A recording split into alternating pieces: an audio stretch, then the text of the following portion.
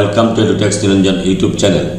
Kanyashree, renewal, transfer এবং Marquez নন upgradeable কীভাবে করবেন সেই নিয়ে আজকের ভিডিও।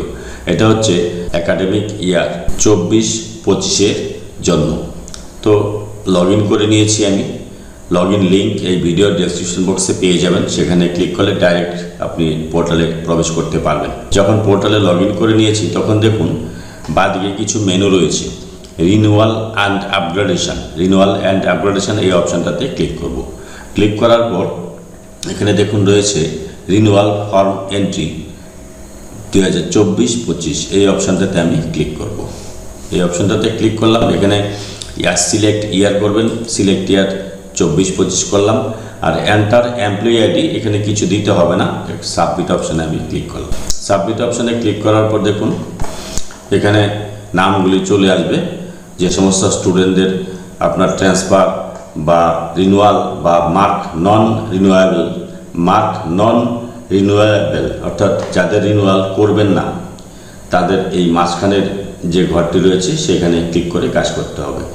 আর যাদের ক্ষেত্রে ট্রান্সফার করবেন তাদের প্রথম অপশানটা রয়েছে ট্রান্সফার, এখানে ক্লিক করলে ট্রান্সফার হয়ে যাবে।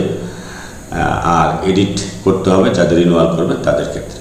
তো আমি প্রথম যে নামটি রয়েছে তারটা হচ্ছে কি করব, নন আপগ্রেডেবল করব। এই মার্কেজ নন আপগ্রেডেবল এই অপশনটাতে আমি ক্লিক করলাম। ক্লিক করার পর দেখুন এসেছে are you sure you want to mark applicant as non upgradeable, এখানে আমি ইয়েস করলাম।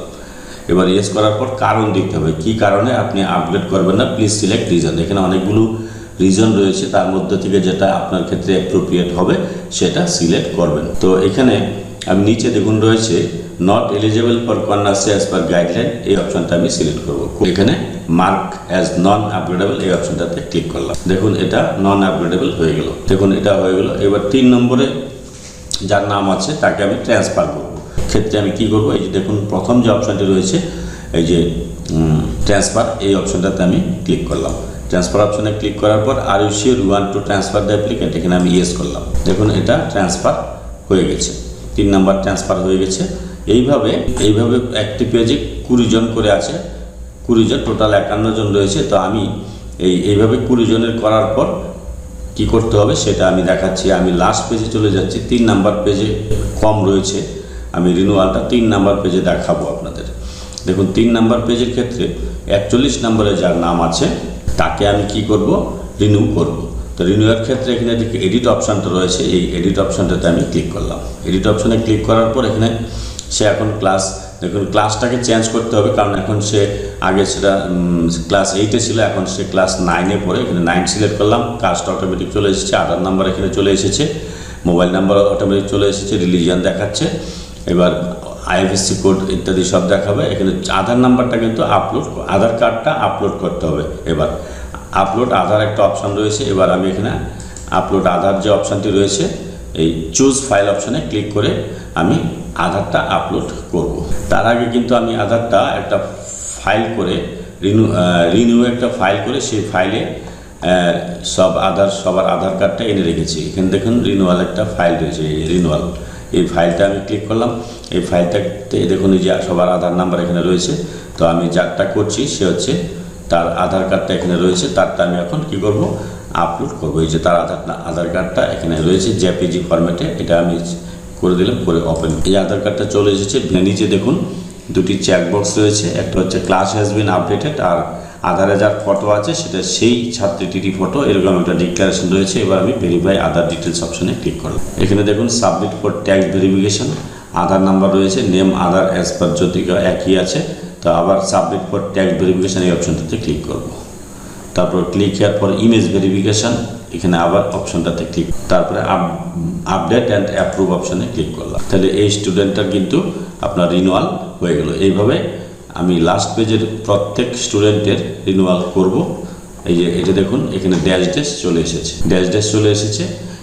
এবার আমি কি করে পরবর্তীতে এটা অ্যাপ্রুভ করব সেটা আমি পরবর্তীতে দেখাচ্ছি। এই কাজটুকু আমি করে নিই। এই পেজে যে কয়জন আছে তাদেরকে আমি আগে এডিট রিনিউয়াল অপশনে গিয়ে রিনিউয়ালটা করে নিচ্ছি।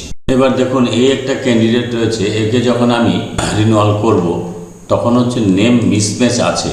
নেম যদি কন্যাশ্রী পোর্টাল এবং আধারের সাথে যদি নেম মিসম্যাচ থাকে তাহলে কিভাবে কি করবে। তো এখানে 43 নম্বরে যে রয়েছে তাকে আমি এডিট অপশানে ক্লিক করলাম।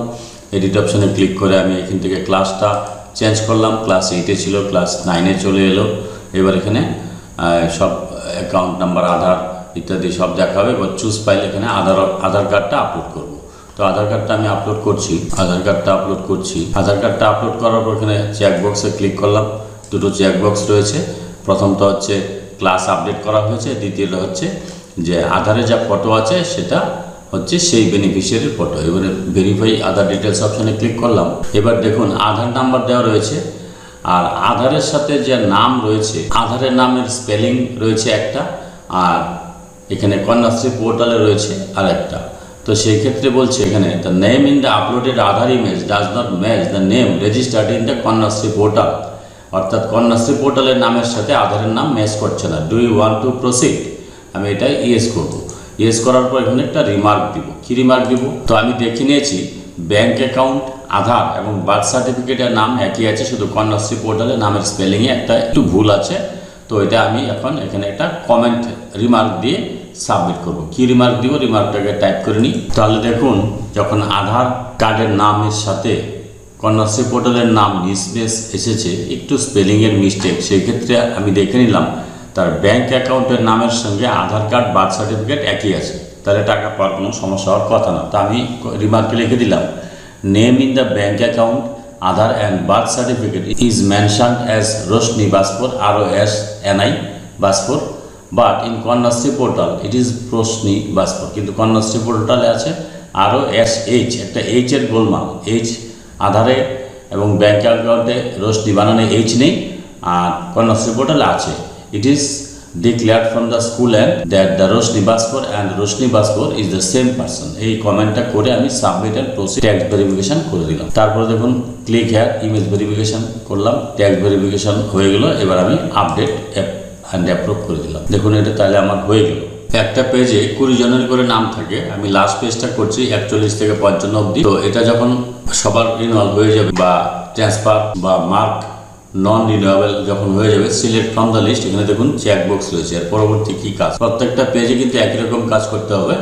এখানে দেখুন এই যে সিলেক্ট ফ্রম লিস্ট, এইগুলো আমি চেকবক্সে ক্লিক করে দেবো। সবগুলো চেকবক্স যেগুলো আছে সেগুলো আমি ক্লিক করলাম। ক্লিক করার পরে দেখুন অ্যাপ্রুভ অপশন রয়েছে। অ্যাপ্রুভ অপশনে আমি ক্লিক করলাম। Do you want to renew the selected candidate? এখানে ওকে করে দেবো। ওকে করার পর দেখুন এখানে approve, download declaration, approve and forward. এখানে ডাউনলোড ডিক্লারেশন অপশনটাতে আমি ক্লিক করব। ডিক্লারেশনটা এবার ডাউনলোড করে নিচ্ছি আমি। এই যে ডিক্লারেশনটা আমি ডাউনলোড করে নিলাম। এই ডিক্লারেশনে এখানে যে কয়জনের নাম আছে, এখানে signature of the seal of the head of the institution, এখানে সাইন করবেন, এখানে ডেট দেবেন। এখানে একটা certificate by head of the institution, I, head of the institution, hereby certified that the above listed applicants are students of this institution as per instruction record. They are regularly attending in class course as mentioned above। এইটা একটা declaration, date এবং sign করবেন। Sign করার পর এবার কি করতে হবে? এই যে অ্যাপ্রুভ অ্যান্ড ফরওয়ার্ড, এই অপশনটাতে যাবেন। এই অপশনটাতে গিয়ে অ্যাপ্রুভ অ্যান্ড ফরওয়ার্ডে গিয়ে এই যে যেটা হেডমাস্টার সাইন করবেন, এখানে চেকবক্সে ক্লিক করবেন। এই দুটো চেকবক্সে ক্লিক করে এই ফাইলটা আপলোড করে দেবে। ম্যাক্সিমাম সাইজ 500 KB মধ্যে হবে। করে এখানে অ্যাপ্রুভ অ্যান্ড ফরওয়ার্ড করলে এই পেজের কাজ শেষ।